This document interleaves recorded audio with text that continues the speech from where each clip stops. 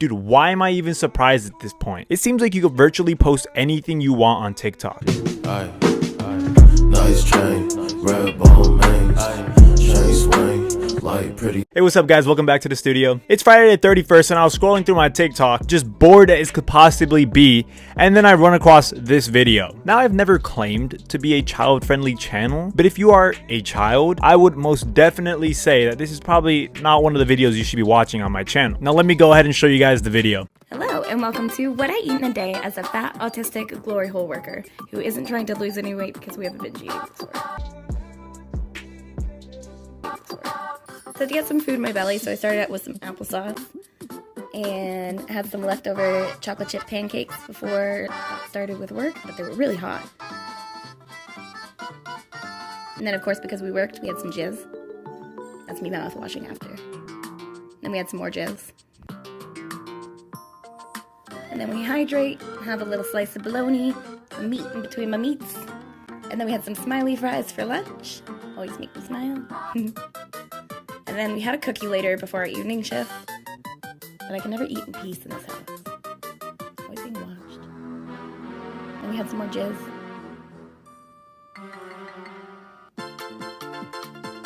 And then we had some pizza before dinner. Except I didn't get a video of me eating the pizza. And then we had some little minion cookies before we went to bed. That's it.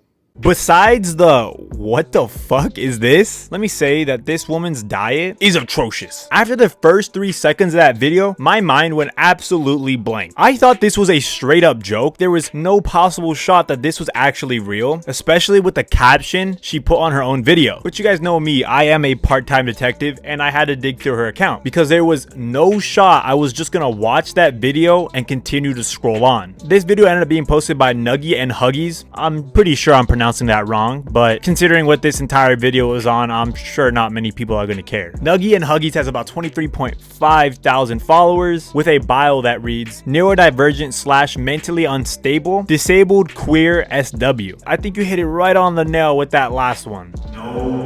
I didn't get my fill from just looking at her profile, so I had to watch a couple more videos, and I guess this is my way of saying let's spend a day with a SW worker. Welcome to our frequently asked questions glory hole edition. Now, I'm not going to go and knock her setup because I'm positive she has a better glory hole setup than I do, but that is one big glory hole. We're going to do this one dedicated specifically to glory hole questions. So let's go. Frequently asked question number 1. Do you work from home? Yes. I don't really want to be on camera this morning because I'm not feeling great, but as you can see, curtain is right there. There's the tension rod. The door is right there. Sorry, my hands are all over the place. But yes, this is my home and I work from home. I'm not even going to say anything about that. That's just extremely unsafe. You're bringing so many weirdos into your home. But let's go get on to the second question. Frequently asked question number 2. What about STIs, STDs? How do you know that they're clean? So besides doing visual checks and just hoping in good faith that they are adults who take their sexual health seriously and get tested often enough, which obviously a lot of guys don't do, there's not really a great way for me to check, make sure that they're safe, especially if people are asymptomatic. So besides visual checks, really the best way is for me to be getting tested as often as possible to make sure that if I do catch anything, I am putting a stop to it, taking meds and taking time off and stopping spreading it around. So yeah, besides visual checks and getting tested as often as possible, that's essentially all that we can do, unfortunately, because of the laws in Canada. No matter how much money somebody pays me, I am not about to risk getting an STI. No shot. And the only way to really check whether if they have it is just to kind of eyeball it. I'm telling you, man, there is a lot of risk to little reward in this line of duty. FAQ number 3. How long do the meetings usually last? So the meetings usually last anywhere from 0 to 15 minutes. 50 minutes is the max. And yeah, so they can take anywhere from 15 minutes, but usually the average time is 5 to 10 minutes. FAQ number 4, what happens after the 15 minutes? Especially if they don't finish. Then they get kicked out. No, seriously, they get kicked out after the 15 minutes if they don't come. It says on my website. So, they don't finish, that's it, you're out. Sorry, bud. Do you talk to them when they come in? Yep, we usually make some kind of small talk. I'll just be like, hey, how are you? Kind of thing, like, how was your day? And then, do the deed, and then at the end, I'll just say, like, okay, have a nice day, or whatever else, but it's usually just some small little talk, and then that's about it. How can I find a glory hole near me? How do I become a client? What's your website? How do I book? You don't, and I'm not answering any of those questions. Pretty much if you want to find out my website, you can figure it out through Google or whatever else, but I'm not going to help you. I'm not going to tell you where to find things. You can figure it out, and I don't want any horny dudes asking me questions or asking me to help them figure out how to get their nut off, because I don't care, and that's not what I'm here for. If you want to get your nut off, figure it out yourself. You're a grown adult. How do you stay safe? So I'm not really going to go in details about any safety precautions I take or how I keep myself safe specifically, because then that would put that information online and make it public, and we don't want that. So I'm not going to tell people how I keep myself safe. I am going to say that I do not feel unsafe when I'm doing this job, particularly speaking. Yeah. Okay, pause for a second. What do you mean by stay safe? I'm assuming it has nothing to do with STIs, because you kind of just explained that you're kind of fucked in that part. That if you can't eyeball them, then tough luck. And I'm assuming on this one, you probably mean like home safety, which I'm assuming is why you got that big ass dog with you. But if it's not that, then why wouldn't you want to share how you stay safe with everybody else? I don't get why you wouldn't want other people to feel safe as well. But maybe I'm just reading it wrong. I know I skipped 2 questions there simply because one of them just did not seem interesting enough to talk about, and then the second one, she doesn't even answer the question. And I would hope the majority of you guys wouldn't want the answer to that question. I hope you guys are liking the video so far, and if you are, maybe hit that like button and maybe even consider subscribing. By the way, please don't send any hate to the creators that I cover, because this lady seems like a very nice lady. I'm sure that's what all her clients say. Now, I'm sorry if you guys thought I was gonna go on Google and maybe try finding her website and I guess her place of business, but my girlfriend would definitely rip me a new one if I did that. So I think I'm gonna pass on this one, and let's get ahead to the next question. Frequently asked question number 1. Where do you live? I'm located in Canada, in Ottawa, Ontario. Frequently asked question number 2. What's your website? I can't tell you that. I can get banned from this app. And technically, depending where you live, my website can be illegal. So I cannot tell you that. If you really want to find it, you can use Google between my location and what I do, and you can probably figure it out. But I will not tell you otherwise, sorry. What is a glory hole? Again, I can't tell you that also. Can get banned. So Google is your friend. You can figure it out. But it's a hole in which a thing goes in, and I do something on the other side of that hole to the thing. That's it. What are your rates? I also cannot tell you that because I can get banned. If you find my website, you will be able to find my rates.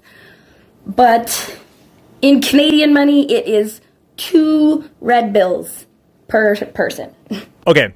Now, I'm not Canadian, so I have no clue what 2 red bills are. Here in America, we only got green bills. This, however, I will go on Google and look it up for you. The red bills are $50 bills. Now, remember, she said there was 2 of them. That is approximately 100 Canadian dollars does this, I guess, service for. Which genuinely surprises me, you know, because I thought the rates would have been higher. Then I also realized that Canadian money is not equivalent to US dollars. So I looked that up as well in case you were wondering. And that is approximately $80 US. Which again, just really surprises me because I thought this stuff would be a whole lot more expensive. But then again, I'm a complete novice in this entire subject, and maybe the rate she's charging is top tier. How many clients do you see in a day? The most I've seen in a day is 13, but on an average working day, I usually see 1 to 3 clients. I know you're doing what you got to do, all right? You're doing what you got to do to pay the bills and make the ends meet. 13 though? 13 people in one day? That is tragic. That is absolutely tragic. She also goes on to say that it's typically between 1 to 3 people a day, so it's not as bad. Is this legal? Technically, yes. In Canada, we have Nordic model laws, which it is legal to sell, illegal to buy. So it is technically legal for me to be doing what I am doing, and it's technically illegal for my clients to be showing up. However, the laws are gray and weird, so it's illegal to advertise, so on and so forth. It's complicated, but technically, yes, it is legal for me to sell sex. Do you see female clients? For the glory hole, no, I don't. I used to see female clients when I was doing GFE work. I'd see some solo and I'd see some in couples, but with the setup with the curtain, it's kind of not a physical possibility with vaginas, but anyone who has a dick, so yeah, trans women and or anyone else, literally anybody with a dick can come by. But the way vaginas are set up, it's not really a physical possibility. What is GFE? GFE is called girlfriend experience. It is sort of more like full service, face-to-face. It's a lot more sensual, intimate, kissing, foreplay, sex, so on and so forth. It's meant to usually feel like a date with an old lover or a girlfriend or something. It's usually meetings are an hour or longer, sometimes half hours, but they're usually average is about an hour or longer. Yo, again with this word, and we need to chill out. But I will say that I was genuinely wondering what the fuck a GFE was, and she did answer that question for me, so thank you very much, Nuggy and Huggies. Only thing I can say from that video is, how have you done this for years and not caught some type of, like, you know, sexually transmitted disease? Again, I'm not trying to knock her or put her down in any type of way. This stuff was honestly just super interesting and just wild to me that somebody has an account like this. I hope you guys did all enjoy the video. Let me know what you guys thought about this entire account, I guess. And I guess let me know, what question did you have? Was the question you want answered on this list? Or unlike me, are you not a novice and you already knew all this stuff? I don't know, let me know down in the comments below. Again, please don't send any hate to this creator because I found her stuff pretty entertaining and funny. I hope you guys did as well. And until the next video, peace.